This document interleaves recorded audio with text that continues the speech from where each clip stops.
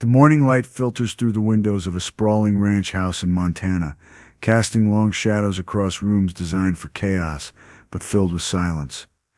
In the kitchen, a woman stands alone at the counter, preparing breakfast for six out of habit more than necessity. Her name is Angelina Jolie, and for the past 20 years, she has been proving to the world that she doesn't need anyone to complete her.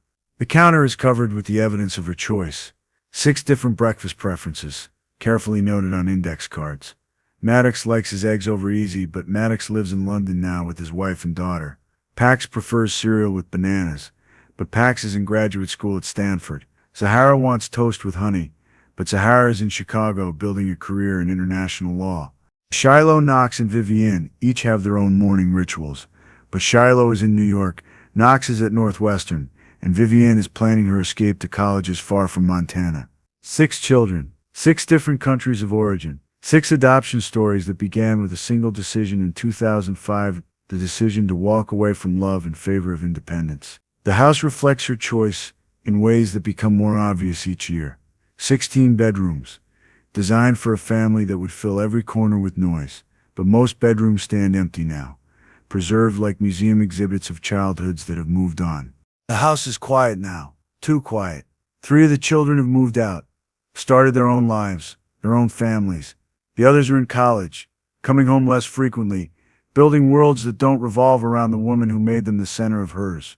Angelina pours her coffee and walks to the window that overlooks the vast Montana landscape.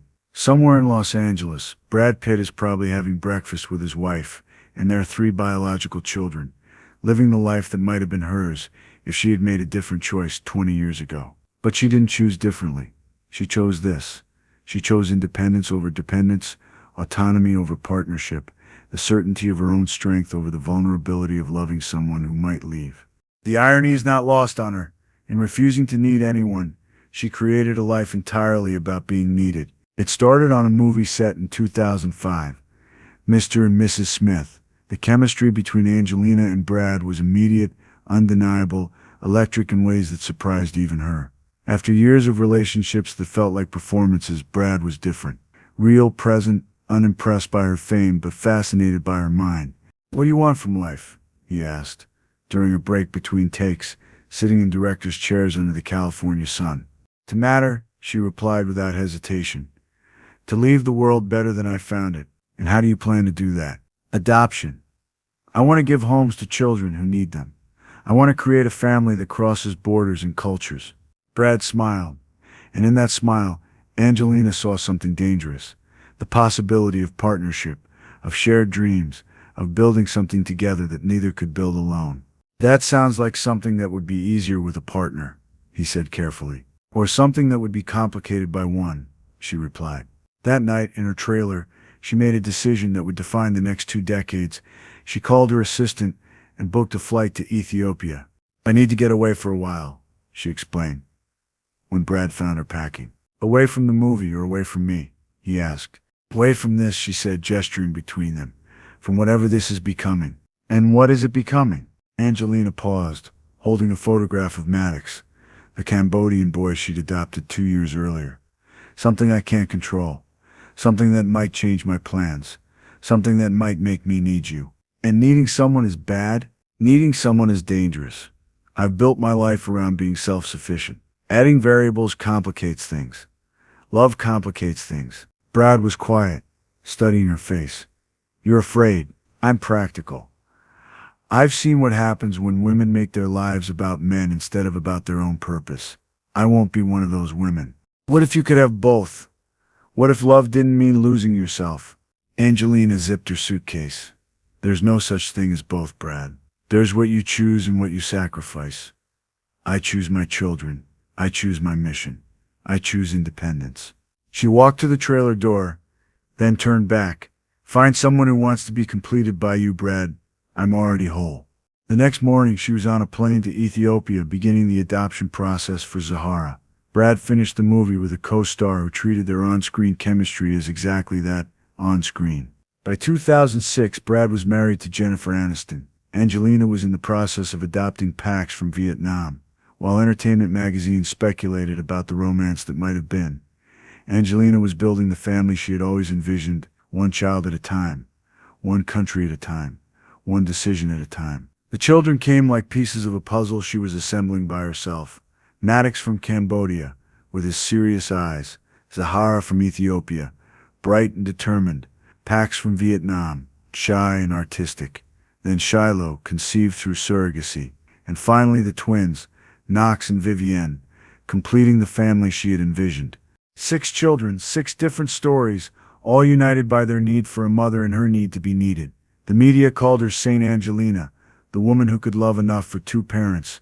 The children called her Mom, the only title that mattered. But late at night, between bedtime stories and morning schedules, Angelina sometimes wondered what it would have been like to share the load, to have someone else who cared as much as she did, who would worry about Maddox's grades and Zahara's self-esteem with the same intensity that kept her awake. The work was endless and exhausting, and absolutely fulfilling. Homework help and soccer games multiplied by 6. Teenage rebellions and first heartbreaks and college applications, each requiring her complete attention. She became expert at being everywhere at once, at dividing her attention without any child feeling shortchanged. But the questions about fathers became more frequent as the children grew older, especially from Shiloh, who seemed to understand that her mother's choice to be single wasn't from lack of opportunity but from active rejection of partnership. "Mom, don't you get lonely?" Shiloh asked during one late-night conversation. "I have you kids," Angelina replied. "How could I be lonely? That's not the same thing. We're your children, not your companions. Don't you want someone who chooses to be with you because they want to be? I chose a different path. Not better or worse, just different. But what happens when we grow up? What happens when we don't need you anymore?" Now, standing in the too-quiet kitchen, Angelina understands what Shiloh was really asking. What happens to a woman who defines herself entirely through motherhood, when motherhood evolves from daily caregiving to occasional phone calls? "Do you think you would have been happier if you'd married Brad Pitt?" he asked during one of their rare, quiet conversations, his newborn daughter sleeping in his arms. "I don't think about happiness in terms of what might have been," Angelina replied, though it wasn't entirely true. "I think about it in terms of what is and what is you, all of you. My choice gave me you. But what did it cost you?" It was a question she'd been avoiding for 20 years. The cost wasn't just romantic love or partnership or someone to share the parenting load. The cost was the chance to be surprised by life, to have plans change, to discover what she might become in relationship to someone else. The cost was never knowing if she was strong enough for independence, or just too afraid of dependence. Now at 50, Angelina watches her children build their own lives, and realizes that the success of her choice will ultimately be measured by how well they can do what she never learned to do, trust someone else with their hearts. Maddox is happily married, sharing parenting duties with a wife who adores him. Zahara is engaged to a man who makes her laugh. Pax has been in the same relationship for 3 years, learning to navigate the balance between independence and partnership. They are doing what their mother never allowed herself to do. They are choosing both. The house in Montana has 16 bedrooms. Angelina designed it that way, imagining holidays when all the children would come home with their own families, filling the space with the noise of grandchildren and the chaos of 3 generations living temporarily under one roof. But holidays are quieter than she imagined. The children come, but briefly. They have their own traditions now, their own families to consider, their own lives that don't center around the woman who made them the center of hers. This morning, like most mornings, Angelina has coffee alone and reads emails from her humanitarian work. The UN position keeps her busy, gives her purpose beyond motherhood, reminds her that the choice to focus on mission over marriage has allowed her to impact thousands of lives beyond her immediate family. But impact, she's learning, is not the same thing as connection. The phone rings at Shiloh, calling from New York where she's starting graduate school. "Mom, I have news," she says, her voice bright with excitement. "Ryan proposed. We're engaged." Angelina feels the familiar mixture of joy and loss that accompanies all major milestones in her children's lives. Joy for their happiness, loss for her increasing irrelevance to their daily existence. "That's wonderful, sweetheart. Tell me everything." The Shiloh describes the proposal, the ring, the wedding plans. Angelina finds herself thinking about Brad Pitt. She's followed his life from a distance, the way you follow the weather in a place you used to live. He's been married twice since their paths diverged, divorced twice, raised 6 children of his own, experienced the full spectrum of love and loss and second chances. "Mom?" Are you listening? Of course, I'm sorry. I was just thinking about your wedding. Have you thought about timing? We're thinking next spring. Mom, I want to ask you something. Anything. Do you ever wonder what would have happened if you'd made different choices? If you'd let yourself fall in love back when you were younger? It's the question Angelina has been avoiding for 20 years, now coming from the mouth of her daughter. I think about roads not taken sometimes, she admits. But I try not to live there. The choice I made gave me you and your siblings. That has to be enough. But what about what it gave up? What about companionship, partnership, someone to share things with? Angelina looks out the window at the Montana landscape, vast and beautiful and empty. I learned to share things with you kids instead. But we're grown now, Mom. We have our own lives. What happens to you when we don't need you anymore? It's a question that keeps Angelina awake at night. The children who justified her choice to avoid romantic love are building their own romantic loves, leaving her with the independence she chose and the loneliness she never anticipated. I have my work, she says. The UN position, the humanitarian projects. That's not the same thing as having someone who chooses to be with you every day. Someone who's there not because you're helping them or saving them, but because they love you. After they hang up, Angelina sits in the quiet kitchen of her 16-bedroom house and allows herself to think about Brad Pitt, not with regret exactly, but with curiosity about the path not taken. She wonders if he still drinks coffee in the morning, if he still reads 3 newspapers before breakfast, if he still makes terrible jokes that somehow become funny because of how pleased he is with them. She wonders if he's happy, if his marriage has taught him things about partnership that he never would have learned alone, if he ever thinks about the conversation they had in that movie trailer 20 years ago. Most of all, she wonders if it's possible to have spent 20 years proving you don't need anyone, only to discover that need and want are different things entirely. The morning routine continues. 6 breakfast settings, though only 2 will be used. The newspaper spread across the counter, though there's no one to share the interesting articles with. The large house, beautiful and empty, echoing with the absence of the chaos she used to complain about. She wonders if he still drinks coffee in the morning, if he still reads 3 newspapers before breakfast, if he still makes terrible jokes that somehow become funny because of how pleased he is with them. She wonders if he's happy, if his marriage has taught him things about partnership that he never would have learned alone, if he ever thinks about the conversation they had in that movie trailer 20 years ago. Most of all, she wonders if it's possible to have spent 20 years proving you don't need anyone, only to discover that need and want are different things entirely. The morning routine continues.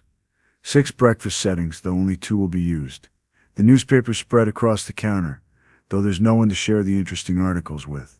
The large house, beautiful and empty, echoing with the absence of the chaos she used to complain about. Angelina Jolie chose independence over love, mission over partnership, the certainty of her own strength over the vulnerability of needing someone.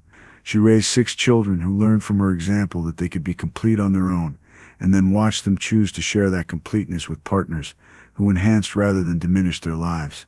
The choice was successful by every measurable standard. The children are healthy, educated, productive members of society. Maddox is a successful filmmaker in London. Zahar is making a difference in international law. Pax has found his voice through art. Shiloh is building a life that balances independence with partnership. The twins are excelling in their studies and relationships. The humanitarian work has impacted thousands of lives. The UN position has given her a platform to advocate for displaced families, to protect children, to fight for justice on a global scale. The independence she fought for has never been compromised by anyone else's needs or expectations.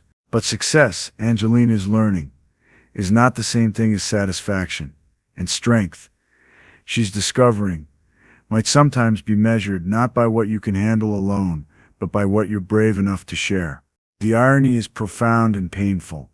She spent 20 years teaching her children that they were enough on their own, that they didn't need anyone to complete them.